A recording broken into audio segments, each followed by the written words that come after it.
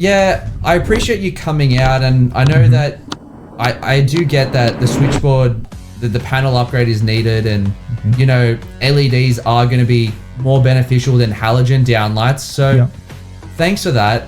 Just send me through the quote and I'll think about it and then I'll get back to you. Yeah. No, not a bother at all, man. Like I have to check my schedule. I'm not just like readily available. You mentioned that you feel like you need it though. Like why do you say that? I get it. Like, you know, like I do have kids and things and yeah, it does make sense to have, you know, surge protection and protect my TV, but I just, just send it through and I'll be able to get back to you. Why are those things so important to you though? Because like that's the most important thing at the end of the day, that you feel like it's important for you and for your home. Yeah, I think it's just there. Like the whole package, it does sound good. Okay, so like in the next couple of days when you're like going over things in your mind, like I don't know, what sort of things might pop up that may prevent you from going ahead? Just to see if I can help you with it now, that's all. I don't know. I think, I'm not too sure. What have you really thought about it? If I really thought about it, I think just the price. Okay. What do you mean by the price though? I just wasn't expecting to pay that much, you know? You know, like I was just hoping to get my, you know, my PowerPoint installed and warm out my TV, but now you're telling me my panel needs to be upgraded. I can understand that. And look, for us, price is the easiest thing at the end of the day, right? Can I ask you like a bit of a cheeky question? Sure.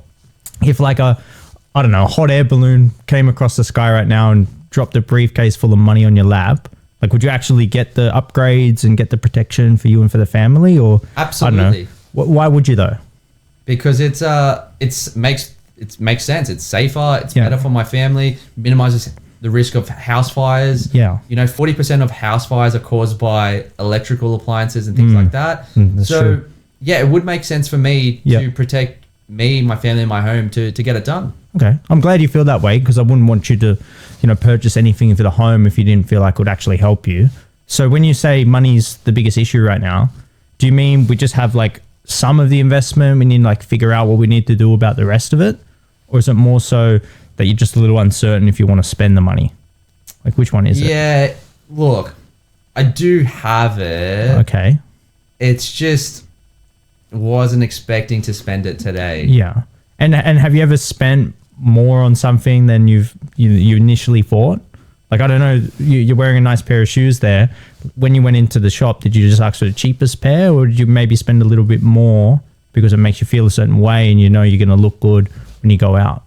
Yeah, definitely. I like them. I like it. It makes sense. So, yeah. And look, it's your home. It's not mine at the end of the day. But would it be worth paying a little bit extra to give you that peace of mind, knowing that, you know, you can sleep well at night, knowing you've done everything you can to keep you and the family safe? Yeah, I think we just got to rip off the Band-Aid and just get it done. Okay. Well, we can start work tomorrow. But where should we go from here? You tell me. Yeah, you know what? Let's do it. And just like that, we closed. So Riley, for those that don't know, who are you, mate? So I'm Spyro. It's a pleasure to be here and speak on the pod. I've been looking forward to this for a while. So I'm not that cool. Figure Sparky sales coach, head coach over there. So I help out, you know, all the other electricians get the skills that they need to be able to sell more and help more people. Absolutely. So we have Riley come on. And is sales, like, we use the word service, you know, and sales just means service, right? And exactly. Is it a dirty word? You tell me. No, not at all. Like, selling is serving, exactly like you said at the end of the day, because we're not trying to selling isn't something you do to people. Yep. I truly believe sales is something you do for people, because, you know, if you have something that is actually going to help people at the end of the day, you're doing them more disservice by not making them that offer. Yeah. By not making them or offering them the sale in order to get the help that they're looking for and give them better outcomes. Yeah, and I think a lot of things, even when we just did that quick role play, a lot of people would just be like, all right, yep, I'll send it through and then, you know, I'll get back to you. Yeah. Why is it important to not just leave?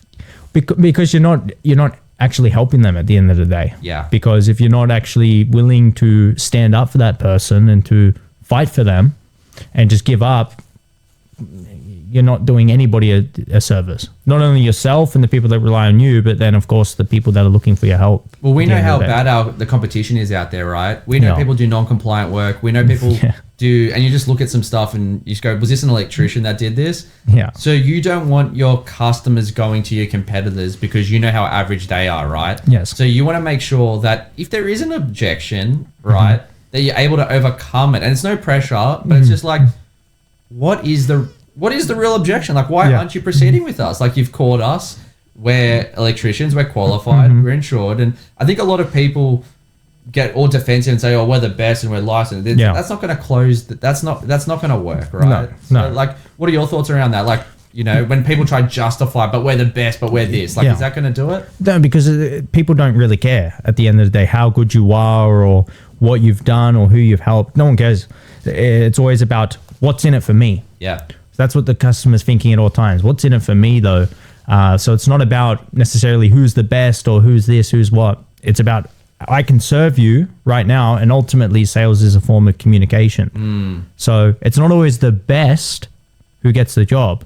It's the best at communicating that gets the best job. Absolutely, and that's who wins it, right? And let's not call it sales. Let's call it serving. Let's call it winning more work. Yeah. Because if you win more work, well, what's the outcome of that? More revenue, more profit, more money. And I know a lot of guys out there, particularly, and you know, this might sound like a shock to hear this, but a lot of people aren't actually motivated by money. No, that's true. But they're motivated by potentially what money can actually buy them, right?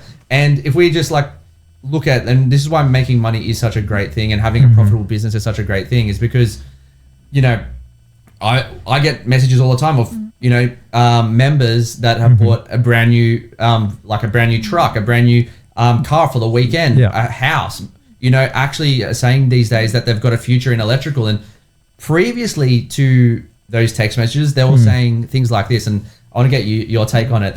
They were saying, I would ask people as well. I'd be like, would you be happy if your kids became electricians? That's a good question. And 9 times out of 10, before they came into the program, they said, "There's no way I would want my kids to be electricians." Yeah.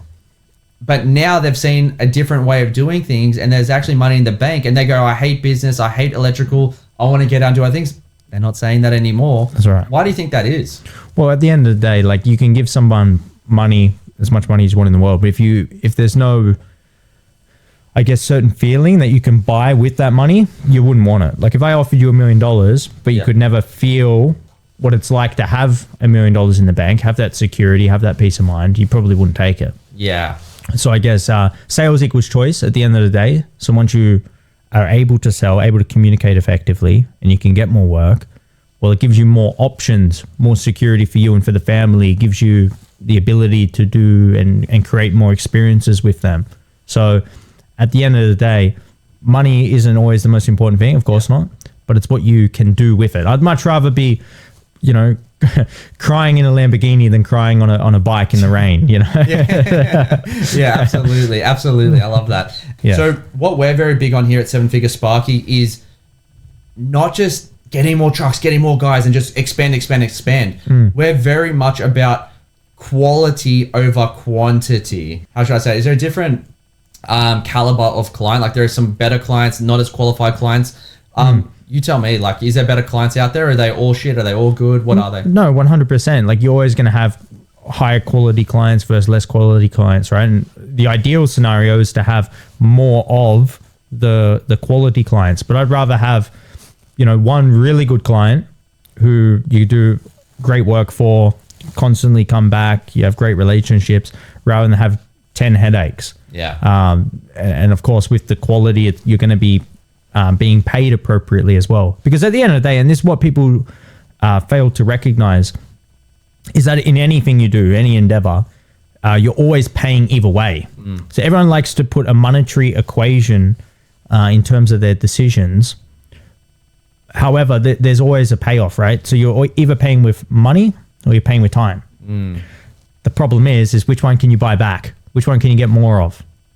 Time waits for no one. It moves in one direction, and too many people never really I guess, quantify or calculate the opportunity cost in not making decisions and by spending too much time with the wrong people and the wrong quality clients as well. So you pay either way. So the choice is always up to you. I love that. And I was just actually on the phone with, actually before this podcast, with a referrer. One of our members referred a client, and we just onboarded him, and he was mentioning that he had 8 guys and he wasn't making money. And he goes, I just thought I needed more. And he was doing high rise, like a lot of high rise jobs and a lot of stuff like that. And he goes, and it was a beautiful story. And he goes, my missus turned to me and goes, when are we going to go on a holiday? Like, we're always just in like, when can we actually go on a holiday? And it was at that point he knew he needed to change. And that's the thing. And that's why it's not, because we get stuck as the technicians with like, I'm going to fix it. I'm going to fix it myself. I'm going to do it. And nothing changes. It's like, more doesn't mean it. Like, I've seen, there's so many examples of this, but people that have like, 10 guys and they're making less than people that have 3 guys. And that's because they're working with the wrong clients. That's right. You know what I mean? Ineffective. And they're chasing quantity over quality. You know what I mean? And if you can hit quality at scale, at quantity, then that's the magic. That's when it's the winning formula. That's a winning formula. But not everyone, it's all right. Not everyone is your ideal customer. You don't have to serve it. Like, someone says to me, I don't know, people, I've shared this on the pod before, but we've got no interest in people that, aren't going to be the right fit for our electrical business. We're just like, that's right. Yeah. We're cool with that, right? Yeah, 100%, because it costs you time involved in servicing that client. So that's the other thing. Like, with being premium in whatever you do, there's always going to be people who don't want premium and people who want the basic options. For example, when you go to a supermarket, let's say you're buying olive oil. You got the fancy olive oil over here in the glass bottle and it's all cold pressed or whatever. Then you got the Coles brand, no name one.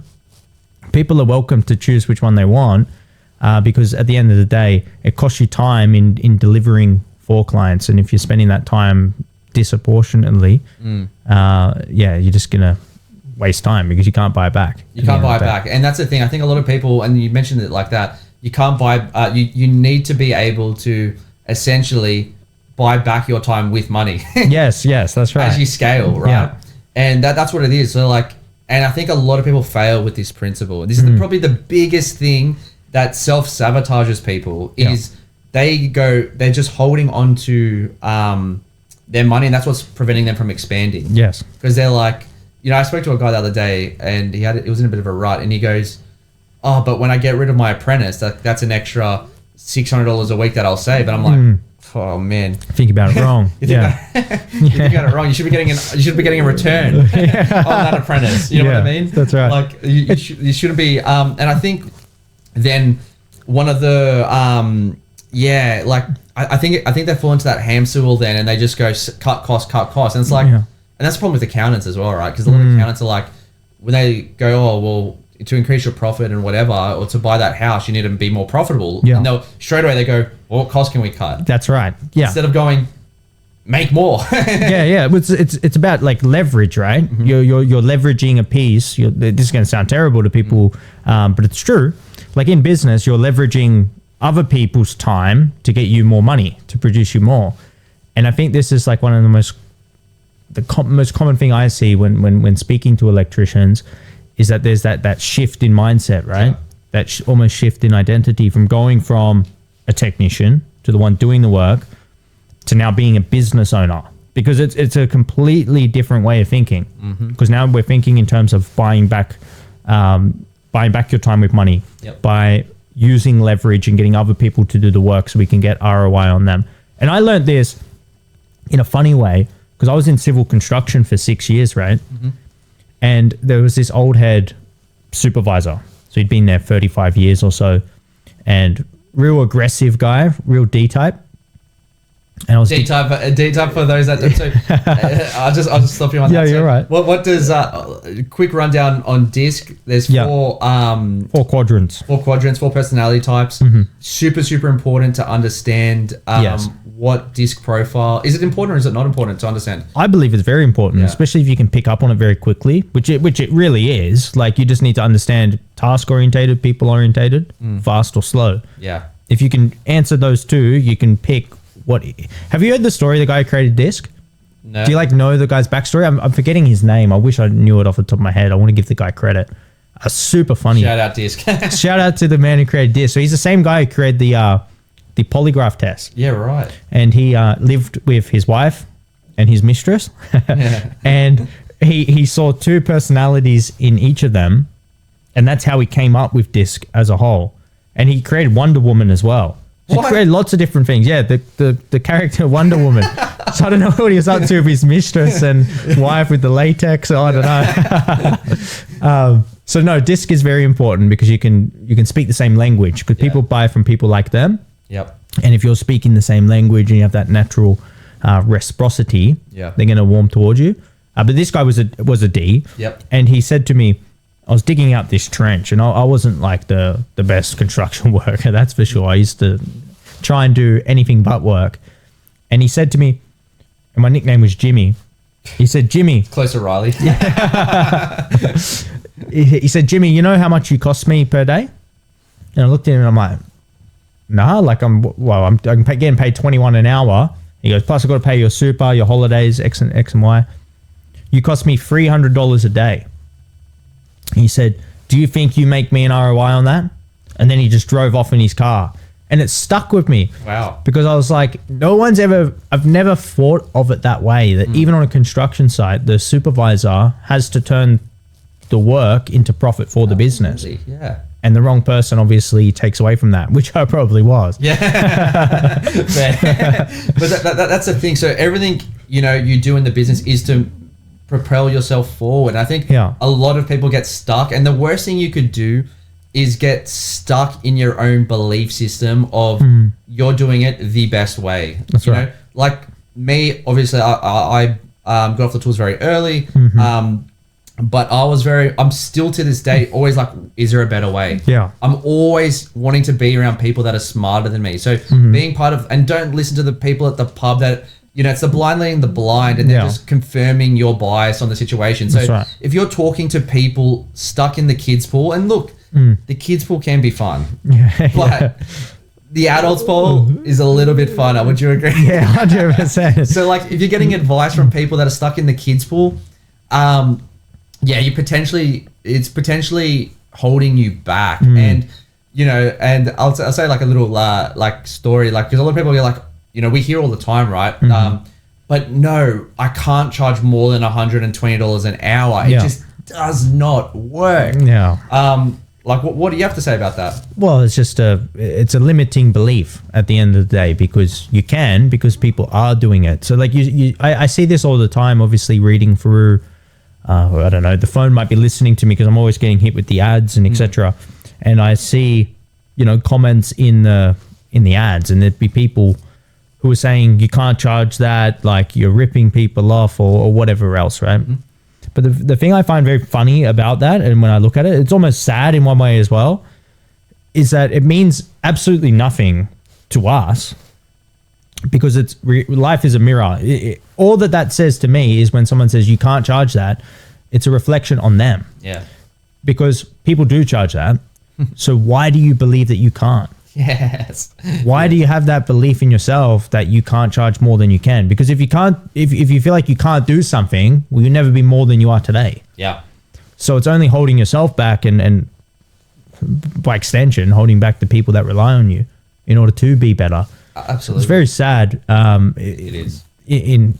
People need to step up and start believing themselves more, that they can be more than they are, because everything else is getting more expensive. So why wouldn't servicing customers be more expensive as well? Well, it's one of those things as well. It's like, in the people are listening. Like our team speaks to a lot of electricians every day, and a common thing is it's like, I'm taking over my parents' business and this and that, and like we've been doing this for 60 years and we've never been able to do more than $100 and this and that and whatever. And it's like, okay, but it's a different era. I respect that you listen to your parents, but with respect, like I built my business in this era. I've still got my 7-figure electrical business today. Yeah. In this era, right now, not pre GFC, not pre COVID. Now, you know, like we're going through the current thing, and the current thing is the reality is there's loads of electricians that are charging a lot more than 120, and to be exact, over 2.5K a day. We even had Ivy on last week. You know, she mentioned how she was doing 50K a month by herself in a regional area. So then it's another limiting belief. Right? We have people say, oh, but I can't charge that because I don't live in a capital city. I'm not in New York. I'm not in Sydney. I'm not in Melbourne. I'm not in LA. I'm not in I had a guy in Beverly Hills, literally services Beverly Hills, and says I can't charge more than $120 an hour. Oh, come on, man. Beverly Hills. People pay more than that in the car wash.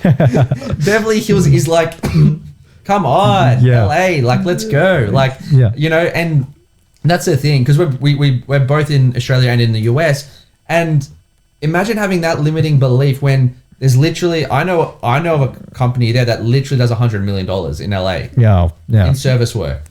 I literally know someone that does over $100 million in service work in Australia. You know what I mean? Yeah. And they would not charge $120 an hour. That's the thing. It's a limiting belief. It's I'm in a regional area. I can't charge that. It's like, it's self-sabotage. But another example is it's like, I don't know if anyone's got kids out there, but I was at my brother's place, and my nephew was there, right? Yeah. And he was he's 1 year old. He was peeling a banana, and he was struggling. Like, he was trying to peel the banana. He was just like, he couldn't get it open. Yeah. And I was like, Perry, like, here, I'll help you, right? And he's like, straight away, no. I've got it. And as soon as he did that, I was like, all right, you do you, bro. But like, it got me and love him. But like, but that's fine. He's 1 year old. Yeah. He's not 50. And the problem is there are people now doing that in their 20s, 30s, 40s, 50s, 60s, 70s plus. Yeah. And they're still like, no, I can only charge $120 an hour. It doesn't work because I'm in the Northern Rivers. I'm in a regional area. It won't work in my area. And they've got this limiting belief, self-sabotage, and it is the absolute worst thing. And I get so passionate about it. Yeah, I know. My voice. Yeah. Because I'm just like, oh my God, like I could be like, okay, I could literally give you a contact of someone that's doing that in your area. But would that actually? No, it won't help them. Will that actually help them? No, it won't. It won't. No. True. Like that's, like I actually said to someone the other day, I go, yeah, I can give you 3 contacts in your area doing, 50K a month with one truck. Because it has to come from you. It has to come from inside, not external. Because that's the whole thing, right? Yeah. It's much easier to tear other people down rather than to look at people who are doing better than you or having more success, right? And to think, what can I learn from that? Yeah. What did he figure out that I didn't? Yeah. And what does that mean for me? Because if you keep doing the same thing over and over and over and over and over again, expecting a different outcome, what's that the definition of? Yeah, insanity. And I'm sure these people aren't insane. So it boggles my mind. Do you know the story of the flea in the jar? No, what's that? So if you take a flea, because I'm going to mess up the measurements here, but if you have a normal flea, they can jump really high, like a meter, 2 meters, right? But they found that if you put a flea in a jar and turn the lid on, it'll keep jumping and hitting its head, hitting its head, hitting its head, hitting its head. And eventually it realizes that there's a cap on how high it can jump. And when they take the lid off, it still jumps up to the height of the lid. Oh, yes, because it's created its own height, its own limit. It's like the high jump analogy, right? The high jumpers can jump higher than the bar, but they only jump enough just to clear it every single time. And that's the thing. And I think, everyone's got that confirmation bias and they got those limiting beliefs. And it's what's holding them back, because at the end of the day, and it's that fixed mindset that I'm just like, oh, come on. Like, the reason why you got into business and to become an electrical business owner is because you wanted either more money, more time, more freedom, maybe all of the above. Yeah. And it's funny because when you're on wages, this is what happens. When you're on wages, you might be looking for a new job and you go on Seek and you're like, who's paying the most? Like, where is my time better spent at which company? But then as soon as people go work for themselves, they go the other way around. It's like, how cheap can I go? And it's just, how cheap can I go? And it's just like, and I said this on a post the other day. It's like, guys, cheap doesn't win. Like, if customers only cared about cheap, wouldn't it make sense that the cheapest guy in town is also the largest guy in town? Yeah. It would make sense if that was true. How often is that ever true? Never. Never. No. Never. The cheapest guy in town is behind on their tax. They cannot pay their supplier bills. They haven't paid their super, their 401ks. They are behind on everything, and they don't want to face reality. They're like, no, that's what it is. That's what it is. Then they tell their kids, don't become an electrician. It sucks. Yeah. Yeah. Well, it's very painful, right? Because when you, like you mentioned, the confirmation bias, when more people, because more people think there's more technicians than there are electrical business owners. Yeah. So you're going to hear more of the same tune thinking the way that you do now. Yeah. So then it makes you feel much more comfortable with that, which is fine. It's human nature at the end of the day. I'm doing shit. We're doing shit together. It's good. Exactly. Yeah. You feel much better about it. You know, if you got stuck in an elevator, pitch black, you'd be much rather be with a group of mates than by yourself. So they're sort of thinking in that same tunnel vision. But when you start to think a little bit outside the box and go against the grain a little bit, it gets a little bit uncomfortable because you're going to run into the same sort of problems where, you're thinking wrong, you have to charge $120 an hour, you're ripping people off. Unfortunately, that's the price you have to pay in order to think a little bit different and to go where other people haven't been. And I'll be first to raise my hand up. I was guilty of this. When I started my business, I thought the bigger companies were rip-offs. Yeah. I was like, and I thought when I was quoting jobs, I was like, oh, no, I'll do it cheaper. I actually said that in my piece. I said, no, I'll do it cheap for you. I'll do it like that. Yeah. And I'm like, oh my God, that is like the worst thing you can say, right? I'll do it cheap. I'll do it cheaper. No, don't use them. They've got overheads. Like, that is the worst thing. Like, that's Brokie mentality, right? My accountant at the time was saying to me, Spyro, he was advising me, like, give me advice. He was like, I look at everyone's accounts and I'm going to tell you right now, whoever's got marriage breakdowns, issues, all this bad stuff happen and they go bust and they lose everything, they lose their home, they can't go on holidays and they're just always behind, are people that work for this type of builder. Right. And I was like, no, you don't know. Young, keen Spyro, with the thing. I was like, I'm going to do skyscraper. I'm going to prove you wrong. Hold my beer. That's what I said to him, right? 2-3 years later, was owed over 200K, and I was like, all right, now I'm listening. But unfortunately for me, because I'm not an idiot with money, and I worked a lot, so I had some. I was able to get past that. Unfortunately, for most people, when they get to that point, it goes right down, and they've got ATO debt and things. And that's the thing: is ATO debt is having tax debt? Is that a normal thing? No, not that I'm aware of. Like, unfortunately, it seems like, a lot of people do find themselves in situations like that. At the end of the day, I have like a sort of an extreme view on this, that everything that happens for you and everything is your fault and your responsibility. I'm the same way. Yeah, because at the end of the day, right, if you say it's this person's fault or that person's fault. They blame the accountant. Yeah. They blame the builder or whatever.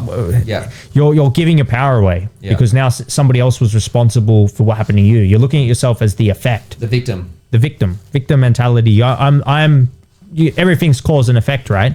I'm the effect of this. This happened to me. I'm a plastic bag floating down the wind.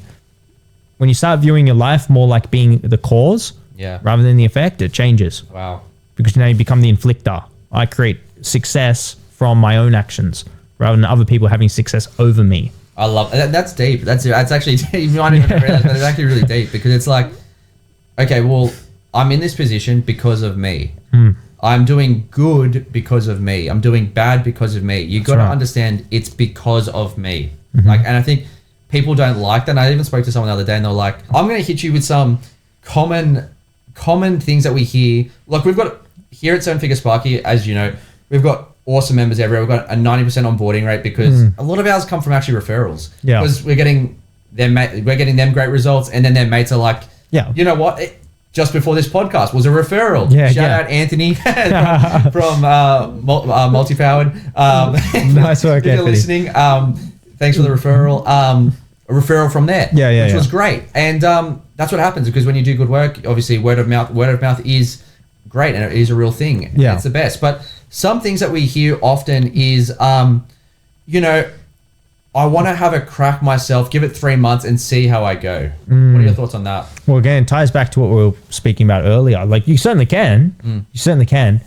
Where I think is, well, if you're going to keep doing the same thing, expecting a different result, that's one thing. We've already been doing it for 3 years already. That's right. So I don't look at it in terms of the next 3 months. I'm always looking back to what they already have been doing. So, you know, some people may look at it as, oh, it's only this next 3 months.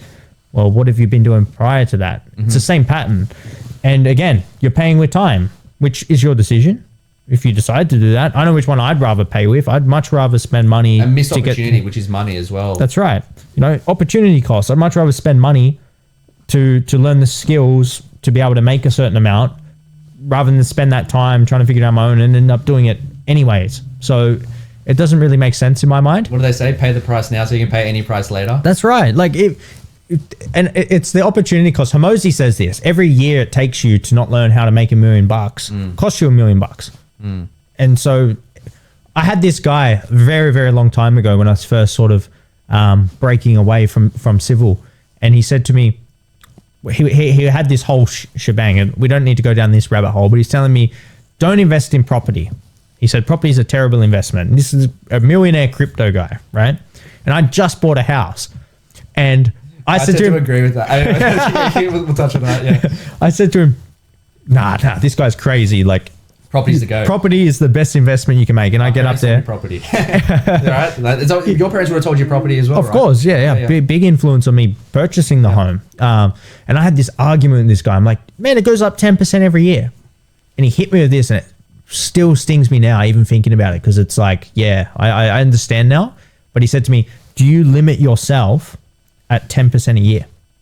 Because if you do, property is a good investment. Yeah. But if you value yourself at more than 10% a year, how much are you missing out on? Wow, that is exactly what I said as well. Look, the yields suck. You will not make money off yields, unfortunately, in property. The way to make money in property now is through capital growth. Yeah. To have capital growth and to fund that debt, you got to have income, and that income comes from the business, guys. That's something that the people aren't telling you. It all comes from income, and I think look, a lot of people in Australia are brainwashed on property. Oh, big time. And obviously, if you bought pre-COVID, oh, you're laughing. You're laughing, right? If you bought pre-COVID, kudos, right? But look at inflation during that time too. That's what it was, right? Yeah. So that wasn't my immigration or anything like that. That was obviously straight from inflation, increased money supply. But look, a lot of people we won't go on that tangent. Yeah. A lot of people.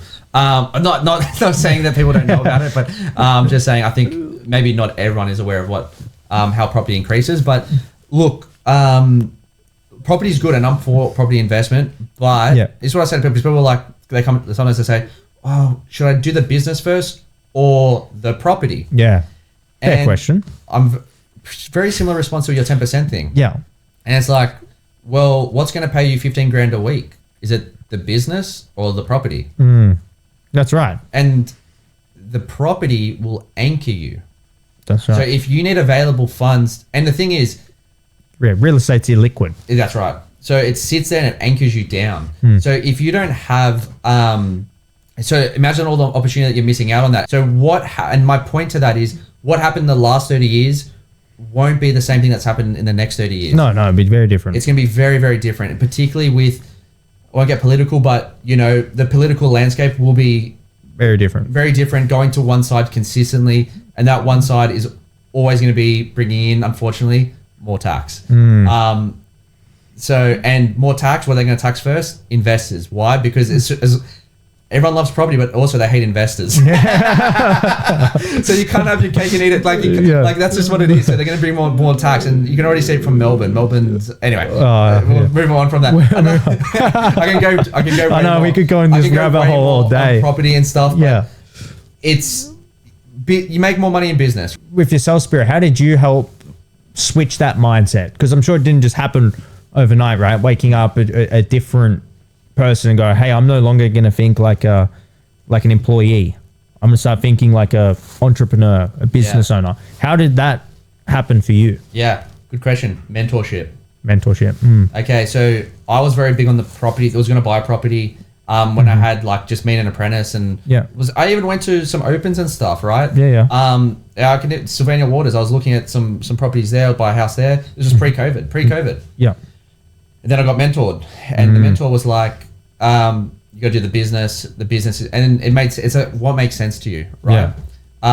What's going to pay you 20, like you said, 10%, right? But the property's not going to pay you 10% as well, guys. Like it's the capital growth might be 10%, maybe. A lot of the times it's less. Then you got to find a buyer. You got to find a buyer that's going to have handling costs and all that. It's one of those things. It's what makes sense. Well, I've got this race car here that's making me, hundreds of thousands of dollars a year. Yeah. Right. Then I've got this race car here that is making me nothing in my bank account, but I'm told on a sheet of paper, using equity as an example, that it's increased by 40 grand a year. Doesn't improve your life quality in any way, shape or form. Yeah. And that's the thing. Yeah. And to pull out that $40,000, I've actually got to pay more money to get access to it. That's right. I think that's where a lot of people go wrong, which is great. I'm not saying it's not, that's good. But you got to have excess capital. Yeah, like the game is increase cash flow as much as you can. Like have lots and lots of income coming in. Yeah. Work on yourself in terms of leveling up your income opportunity so I can make more cash. Then you start to multiply it. Increase the cash and then... Increase the cash first. Yeah. That's the moral of the story is you have to increase cash first. You gotta have cream on top. And then when I know people that have like 3 trucks, they live very well. They make a lot of money. A lot of money. That's right.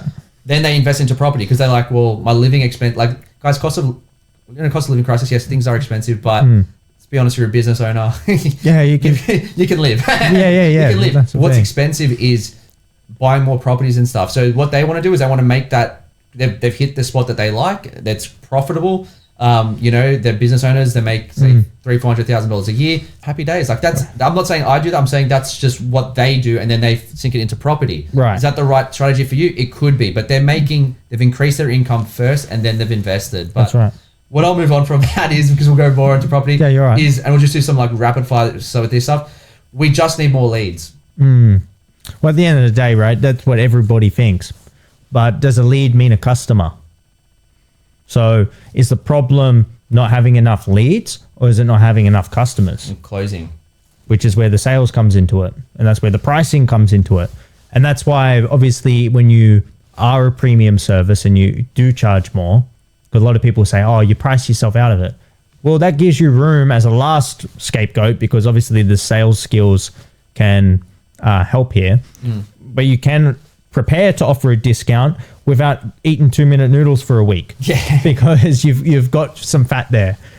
So yeah, people that say they just need more leads, they need more customers at the end of the day, not more leads. And what I'll also say, I like that. More customers, not more leads. Yes. And then it'll win more work. That's right. Right. And what I love about that is I'll answer it 2 ways because a lot of people are like, oh, I don't know if I should just, jump on with you or just get a marketing agency. Yeah.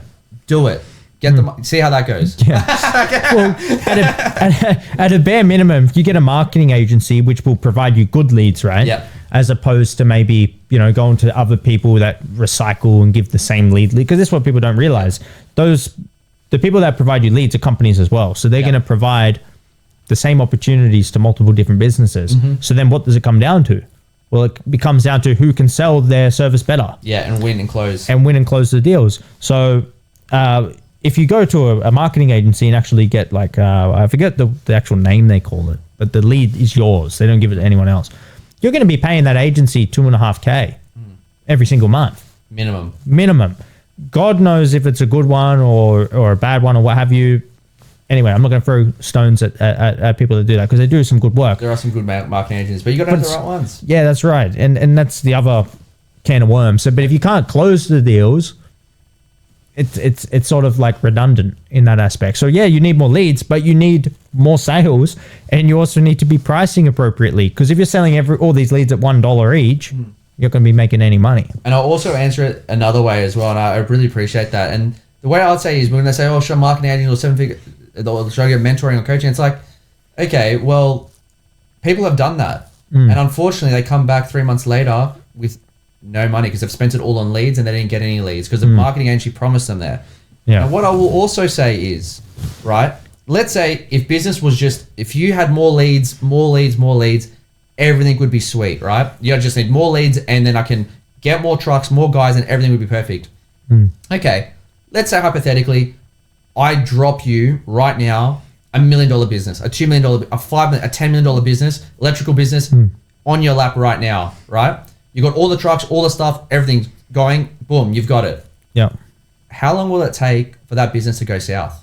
Oh, very, very quick. You're going to be running out of money because you're not closing. You're not closing. You don't know what to track. You don't know what the KPIs are. Yeah. There's more that goes into a business than just more leads. Why don't you just, if you want more leads, go to a big stadium or something and wear a big, I don't know, fluoro and get on the microphone. That's a really good analogy too. Is if you know, when it comes to more leads, it's about amplification, right? So you're amplifying that voice. But if the voice and is shit or the foundation isn't there, you're just going to be giving more crap out there rather than telling the actual signal that you want to be. Absolutely, absolutely. And to wrap it up, like, yeah, business isn't just more leads. No, it really is not. It's not. Leads won't fix your problem. I know you think that, and I wish it was true. We'd all be much happier and richer. You know, so it's not the case. And guys, this is what I like to wrap up on. Really, is to be in business, it takes 3 things. I used to say 2, but I was on a onboarding call with one of our US clients, and his brother was on the call. Like, his brother was a successful business owner. Yeah. Does over 8 figures, over $10 million. That is. Yeah. Wow. In his service business, and his brother was looking to get on board at Figure Sparky. Yeah. Right? And they live in different states, and he said to his brother, and his brother, like, you know, respected me because I knew my shit, and, you know, obviously respected him because he's built a $10 million business, which is phenomenal, right? Yeah. In just service. And I used to say, well, it takes know-how and capital, and we've got to make sure that we've got the know-how and capital right. And then he goes, and balls. Yeah. So guys, to build a business, it takes 3 things. It's know-how, capital, and of course, balls, right? Yeah. Do you have any closing statements that you want, if you had something to say to all Sparkies out there? If there's something to say to all Sparkies out there, it would simply be back yourself. Don't hold back and confine and feel like you can't be more than you are. That's the one thing that I would leave with, because I have a core belief, because it serves me, because you can believe whatever you want. Yep. As long as it serves you, then it does you no harm. I have a core belief that human potential is unlimited. So when I see people hold themselves back and not give things a try and rip in and try and make a better life for themselves, if that's not what you want, then that's fine. Yeah. Again, I use the person playing yoga in the sun. That's perfectly fine by you. But if you are one of those individuals who are sitting here listening to this and you want more than what you have, back yourself. Don't hold back, because it kills me when people let that spirit die. Have a crack. That's the thing. I think that's the main thing, is you got to have a crack in life. It's one life, you know. Sorry if I butcher this, La Vita è Bella, like for the Italians out there. Yeah. I'm not Italian, I'm Greek. So, but I think that's a beautiful saying, is life is beautiful, right? And yes, it is. It really is, you know. And I think if you're not having a crack, what are you doing? So it pains me, man. It pains because, like I said, human potential is so vast. So when you see it sort of the flicker and they give up, like the old man at the pub. I could have been this when I was younger. I could have done that. I would have done that. But this happened. Or some bullshit story. Oh, man. Don't be the old guy in the pub. And that's a wrap.